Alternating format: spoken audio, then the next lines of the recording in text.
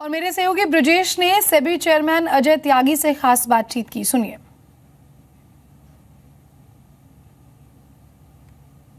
और monitoring committee जो है अपनी रिपोर्ट देगी, वो रिपोर्ट वेबसाइट पे एक्सचेंज के रखी जाएगी। और इसके अलावा ऑडिट कमेटी जो है उनको भी इसके बारे में उनको भी निर्देश दिए गए हैं कि वो भी इसको मॉनिटर करेंगे। फिर कंपनीज़ एक्ट जो है 2013 का, उसमें प्रावधान किया गया है कि अगर जिस ऑब्जेक्ट के लिए पैसा रेज़ किया गया है उसके किसी और काम के लिए इस्तेमाल किया जाए तो उसके लिए आपको शेयर होल्डर्स का अप्रूवल चाहिए। और अगर किसी ने उसमें पैसा डाला है और ऑब्जेक्ट चेंज हो गया है तो वो स्टेक होल्डर उससे पैसा विड्रॉ कर सकता है। तो सब चीज़ें जो हैं ये इंश्योर करने के लिए, मतलब this is all movement in the direction to further monitor, और ऐसा मॉनिटर ताकि इसमें लोग जो हैं वो इसमें डिटरेंट रहे और वो इसको फॉलो करें। उसके बावजूद फॉलो नहीं कुछ लोग करेंगे तो वो केसेस आएंगे, फिर यहाँ पे केसेस आएंगे एडजुडिकेशन में, उनके खिलाफ जल्दी कार्रवाई की जाएगी, वो डिस्गॉज किया जाएगा पैसा अगर गलती कर रहे हैं तो वो।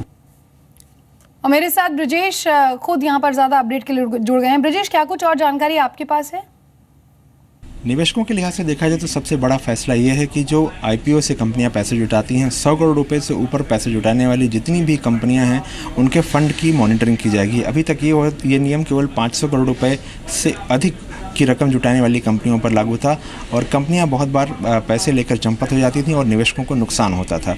दूसरा अहम जो फैसला है वो ये है कि सेबी ने म्यूचुअल फंड में ई वॉलेट के ज़रिए निवेश की इजाज़त दी है, यानी निवेशक जो है 50,000 रुपये तक एक फाइनेंशियल ईयर में एक म्यूचुअल फंड यूनिट में लगा सकते हैं। इसके अलावा निवेशकों को इंस्टेंट एक्सेस फैसिलिटी दी गई है, जहां से वो 50,000 रुपये तक या फोलियो वैल्यू जो भी है उसका 90% हिस्सा तक निकाल सकते हैं। तीसरा अहम फैसला जो है वो कमोडिटी मार्केट के लिए काफ़ी बड़ा फैसला है, वो कमोडिटी ऑप्शंस को परमिशन दी गई है। हालांकि इसे लागू होने में अभी टाइम लगेगा क्योंकि बहुत सारे नियमों में बदलाव होना है। इसके अलावा सेबी ने यूनिफाइड ब्रोकिंग लाइसेंस को मंजूरी दी है, यानी कमोडिटी और इक्विटी के लिए एक कॉमन जो है लाइसेंस होगा और उसका ये एक ईज़ ऑफ डूइंग बिजनेस की तरह देखा जा सकता है। इसके अलावा सेबी ने पी नोट के जरिए जो निवेश करने पर पूरी तरह से एक रोक लगा दी है। अभी तक ये था कि ये FAQ का हिस्सा हुआ करता था सेबी के, और फॉरेन पोर्टफोलियो जो रेगुलेशन है उनका हिस्सा नहीं था, इसको इसमें शामिल कर दिया गया है। इसके अलावा सेबी ने कई और अहम फैसले लिए हैं जो बैंकों के हित में हैं, जैसे कि प्रेफरेंशियल अलॉटमेंट के लिए अब बैंकों को आसान किया गया है नियम, ताकि बैंक जो NPA की बढ़ती स्थिति थी उससे बैंकों को निपटने में थोड़ी आसानी होगी। बहुत बहुत शुक्रिया ब्रजेश इस तमाम अपडेट को हम तक पहुंचाने के लिए।